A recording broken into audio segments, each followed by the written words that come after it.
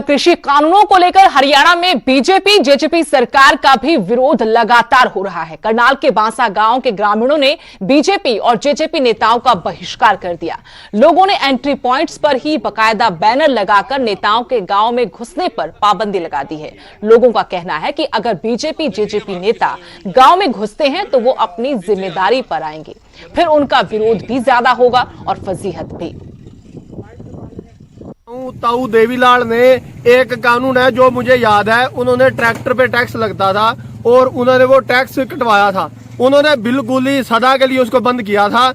मगर अगर ये कहता है, मान लो दुष्यंत चौटाला कहता है भी मैं जब तक मैं हूँ तब तक MSP रहेगी और ये मतलब किसान के साथ कोई धोखाधड़ी नहीं होगी।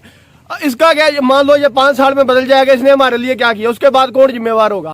हाँ, हम किसान यहाँ पर बैठे हैं, हर दम बैठे हैं, हम रात को भी यहाँ बैठे हैं। कोई आए ना, यहाँ आएगा तो हम बढ़ने नहीं देंगे। लेकिन जेडे वो मोदी साहब अपने किसानों में जाके उत्तराखंड जाके गल करते हैं, कभी कितने जाके गल करते हैं, उन्होंने मोदी साहब ने कहना चाहते हैं कि 2 कदम मान के तुहाडे दिल्ली विच बाहर वेखो। किसानों का आंदोलन जारी है। अब किसानों ने खून से पत्र लिखकर कृषि कानूनों को रद्द करने की मांग की। राष्ट्रपति, प्रधानमंत्री, गृह मंत्री, सुप्रीम कोर्ट के चीफ जस्टिस को खून से पत्र लिखा गया है। किसानों के मुताबिक जब तक कानून रद्द नहीं होते, खून से पत्र लिखने का सिलसिला यूं ही जारी रहेगा।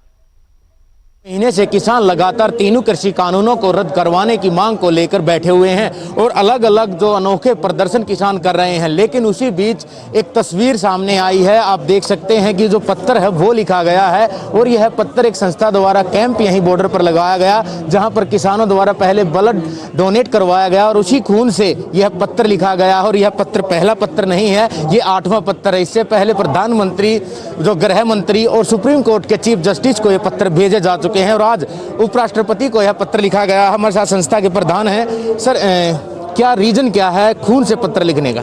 ये देश के जो 3 काले कानून आए हैं, जो हमारे प्रधानमंत्री बार बार कहते हैं, स्टेटमेंट देते हैं कि ये किसान हितों के लिए बनाया गया है। तो किसान जो हमारे मजदूर भाई देशवासी पूरे 3 महीने से यहाँ बैठे हैं, उनका मानना है कि ये हमारे लिए मौत का फतवा है।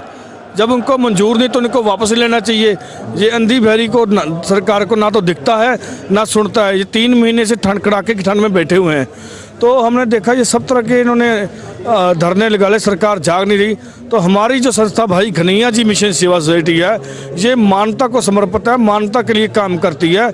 इसलिए हम खूनदान कैंप लगा के लोगों को फ्री में खून बांटते हैं। तो हमने ये प्लान किया कि यहाँ के किसानों के हक में आंदोलन को बल देने के लिए यहाँ तक खूनदान कैंप लगा के अब जो सरकार की आंखें बंद हैं, कानों से बहरी है, उनको जगाने के लिए तो ये हम उनके कीर्ति किसान मजदूरों और जो हमारी सोसाइटी के नौजवान उनका खून निकाल के हम उनके खून से, उनकी खून की स्याही से ये पत्र लिख रहे हैं ताकि ये जागे और 3 कानून वापस ले। तो कहीं ना कहीं किसानों के जो जुनून है उसको सरकार नहीं तोड़ पा रही है और किसानों का ये साफ कहना है कि चाहे शहादत देनी पड़े, लेकिन तीनों कृषि कानूनों रद्द करवाने के बाद ही वो वापस जाएंगे। सिंगू बॉर्डर से नितिन तिल, न्यूज़ 18।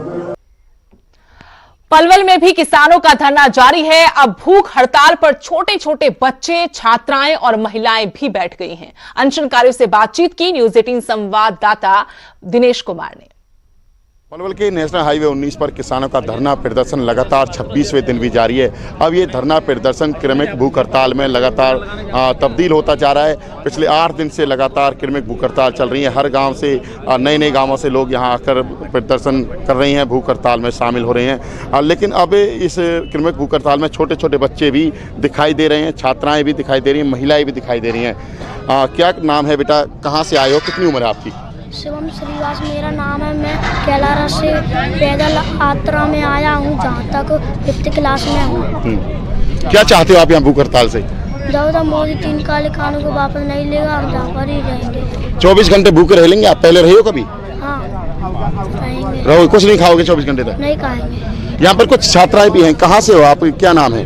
भोपाल से हूँ, मेरा नाम खुशबू केवट है और भी मैं महिला समिति से ही हूँ। मैं भोपाल जिले की सचिव हूँ और किसानों के समर्थन में आए हैं। जब तक ये काले कानून वापस नहीं होंगे, रद्द नहीं होंगे, तब तक हम यही आंदोलन करते रहेंगे। यही आंदोलन करते रहेंगे। तुम्हारा क्या नाम है, कौन सी क्लास में पढ़ते हो? मेरा नाम खान है, मैं 10th क्लास में पढ़ती हूँ। हम किसानों के समर्थन के लिए आए हैं। जब तक ये 3 काले कानून वापस नहीं होंगे हम इधर से आंदोलन छोड़ के नहीं जाएंगे। देखिए, महिलाएं जो छात्राएं और छोटे छोटे बच्चे, इनका यही कहना है कि लगातार वो संघर्ष करते रहेंगे जब तक कृषि कानून रद्द नहीं होते। ऐसे ही धरना प्रदर्शन चलता रहेगा। यूपी से जो किसान हैं उनसे बात करते हैं। आप क्रमिक भूख हड़ताल बैठे हो, क्या कहोगे? सरकार से कल जो वार्ता होने जा रही है, बात बनेगी? कोई सहमति बन सकती है? हाँ, अगर जो हमारे शीर्ष नेता कुछ कहेंगे, उनके कहने पर कोई बातचीत बनती है तो हम वो करेंगे, और नहीं तो हम यहीं अड़े रहेंगे।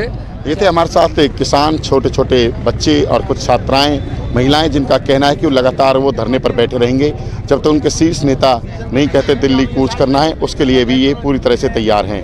इनका ये भी कहना है कि लगातार बैठे रहेंगे, धरना प्रदर्शन करते रहेंगे जब तक कृषि कानून रद्द नहीं होते, MSP पर नया कानून नहीं बनता। पलवल से दिनेश कुमार, न्यूज़ 18 हरियाणा।